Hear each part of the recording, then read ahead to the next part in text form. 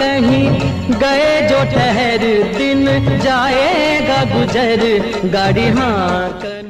इस गाने को स्वर देने वाली मीठी आवाज जिस इंसान की है, इन्होंने अपनी मधुर आवाज से उस दौर में लोगों के दिलों में जगह बनाई जब फिल्म जगत में रफी साहब, किशोर दा और मुकेश जी जैसे गायकों का सिक्का चल रहा था। तुम्हें गीतों में ढालूंगा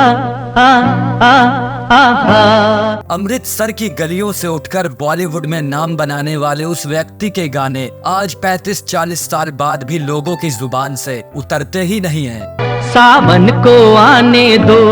कैसे एक पंजाबी लड़का अमृतसर को छोड़ फिल्म नगरी मुंबई पहुंचता है और सबके दिलों में बस जाता है। जोगी जी कोई ढूंढे मूंगा, कोई ढूंढे मोतिया, हम ढूंढे। लेकिन उनका ये सफर बिल्कुल भी आसान नहीं था। कामयाब होने के बाद कैसे इनकी सादगी और भोलापन इन्हें ले डूबा और इनके ऊपर सिर्फ एक ही अभिनेता की आवाज में फिट होने का ठप्पा लग गया। जोगी जी ढूंढ खिला दो, जोगी जी वाह, जोगी जी मिला दो, हमें मिला दो।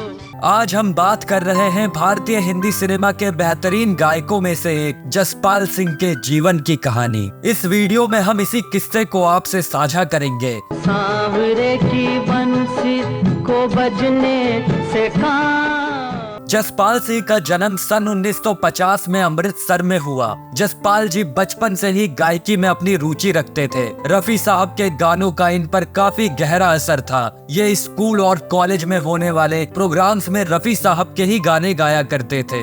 दरअसल बचपन में मोहम्मद रफी की आवाज क्या सुनी, जसपाल सिंह तो उस आवाज के दीवाने हो गए। इनका फैमिली बैकग्राउंड काफी अच्छा था। इनके पिताजी चाहते थे कि जसपाल भी बड़े होकर भाई की तरह वकील बने, लेकिन इनका मन तो गायकी में ही लग रहा था और ये मुंबई जाने के सपने देख रहे थे। लेकिन लोगों की तारीफ से उत्साहित होकर जसपाल सिंह गायक बनने का सपना लिए मुंबई जा पहुंचे। राधा का भी शाम वो तो मीरा का भी शाम। उस समय पुरुष गायकों के मैदान में मोहम्मद रफी, किशोर कुमार और मुकेश का सिक्का चल रहा था। इसके अलावा मन्ना डे और महेंद्र कपूर जैसे दिग्गजों का अपना अलग स्थान था। ऐसे माहौल में नए लोगों के लिए मौके कम थे। जब जसपाल सिंह मुंबई पहुंचे तो बहन के कहने पर उनके जीजा जी ने उन्हें संगीत निर्देशक उषा खन्ना से मिलवाया। उषा खन्ना को जसपाल की आवाज बहुत रास आई, जिसकी वजह से उन्हें अपनी प्रतिभा का प्रदर्शन करने का मौका मिल गया। 1969 में आई फिल्म बंदिश का गाना देखो लोगों ये कैसा जमाना गाकर उन्होंने आधिकारिक तौर पर बॉलीवुड में एंट्री ले ली। देखो लोगों ये कैसा जमाना, संभालो संभालो।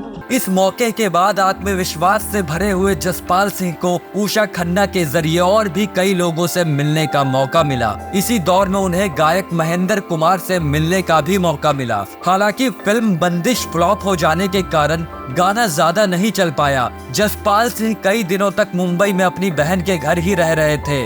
उनके पिता को ये बात रास नहीं आई तो उन्होंने मुंबई में एक फ्लैट खरीद कर अपने बेटे को दे दिया। गाजियाबाद से वकालत की पढ़ाई करने वाले जसपाल सिंह ने मुंबई के उस फ्लैट में रहते हुए अपनी वकालत की प्रैक्टिस भी शुरू कर दी। लेकिन ऐसा नहीं था कि उन्होंने अपने गायकी के लक्ष्य को भुला दिया था। वकालत की प्रैक्टिस के साथ साथ वो अक्सर गायन के क्षेत्र में भी अवसर की तलाश में लगे रहते थे और इसी दौरान उनको राजश्री प्रोडक्शन के जरिए एक बड़ा मौका मिला। उस वक्त की आने वाली फिल्म गीत गाता चल के संगीत निर्देशक रविंदर जैन ने जसपाल सिंह के हुनर को देखते हुए फिल्म का एक गाना धरती मेरी माता गाने का मौका दिया। धरती मेरी माता पिता आसमान।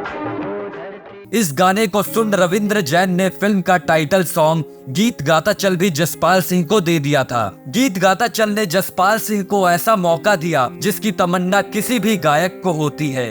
गीत गाता चल फिल्म भी हिट हुई और इसके दोनों गाने हिट हुए, जिसके बाद जसपाल सिंह को वो शोहरत मिली जिसके वो हकदार थे। गीत गाता चल ओ साथी गुनगुनाता चल। शोहरत और तारीफों ने जसपाल सिंह की उम्मीदों को पंख लगा दिए। जसपाल सिंह की गायकी के सफर ने रफ्तार पकड़ी तो कई खूबसूरत नगमे उनके हमसफर बन गए। जब जब तू मेरे सामने आए, जब अभिनेता सचिन से जसपाल सिंह की आवाज मेल खाती थी, इसलिए उनको उनकी फिल्मों में गाने के मौके मिले। फिल्म नदिया के पार में उनके गाए गीत साची कहे तोरे आवन से हमरे, अंगना में आई बहार भौजी ने सफलता के नए रिकॉर्ड बना दिए। साची कहे तोरे आवन से हमरे, अंगना में आई बहार। इस फिल्म के सारे गीत बेहद लोकप्रिय हुए थे। आज भी नदिया के पार के ये गाने काफी चाव से सुने जाते हैं। मन भर माए नैना बांधे ये डगरिया, मन भर। अपने गानों की कामयाबी में मग्न हुए जसपाल सिंह को यह एहसास ही नहीं हुआ कि उन पर केवल सचिन के लिए ही बेहतरीन गीत गाने का ठप्पा लग चुका है। दूसरे युवा अभिनेताओं के लिए गीत गाने के प्रस्ताव उनके पास आने ही बंद हो गए। तब तक किशोर कुमार के बेटे अमित, मुकेश के बेटे नील नितिन मुकेश के साथ साथ दक्षिण के बाला सुब्रमण्यम मैदान में उतर चुके थे। मोहम्मद रफी को कॉपी करने वाले अनवर, शब्बीर कुमार और मोहम्मद अजीज को भी मौके मिलने लगे थे। उधर सीधे और सरल जसपाल जी का कोई गॉडफादर भी नहीं बन पाया। फिल्मी दुनिया के अपने उसूल और कानून हैं, इसका एहसास जसपाल सिंह को नहीं था और वो धीरे धीरे पिछड़ते चले गए।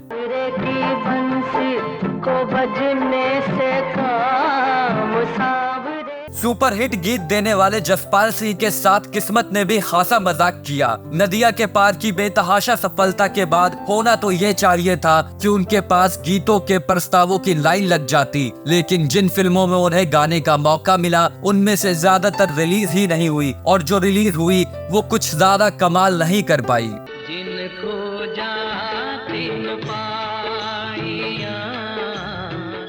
बेहतरीन गीत गाने के बावजूद जसपाल जी को उस समय के किसी बड़े बैनर की फिल्म भी नहीं मिल पा रही थी। उन्होंने अधिकतर बी ग्रेड कही जाने वाली फिल्मों के लिए ही गाना गाया। 80 के दशक में फिल्मी संगीत का पतन शुरू हो गया था। ऐसे में जसपाल सिंह के लिए काम ढूंढना बेहद कठिन हो गया, और कौन सोच सकता था कि इतनी शानदार आवाज के मालिक को धीरे धीरे गुमनामी के अंधेरे निगल लेंगे। जमुना किनारे बजे शाम की बांसुरिया, शाम की बांसुरिया बजे।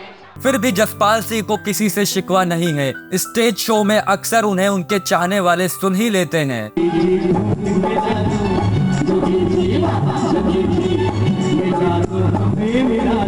जसपाल सिंह ने बचपन से लेकर आज तक हर याद को संजो कर रखा है, चाहे वो स्कूल कॉलेज के दिनों की तस्वीर हो, गायन के क्षेत्र में उनके काम पर मीडिया की रिपोर्ट हो, या कोई पेपर की कटिंग हो। 700-800 पन्नों की एक किताब उनके पूरे इतिहास के गवाह के रूप में सुरक्षित है। नए जमाने के लोग भले ही जसपाल सिंह को ना जानते हो, लेकिन उस दौर में जिन्होंने भी जसपाल सिंह की गायकी को सुना वो उनकी गायकी के आज भी कायल हैं। आपको जसपाल सिंह के बारे में हमारी ये वीडियो कैसी लगी, कमेंट करके जरूर बताएं।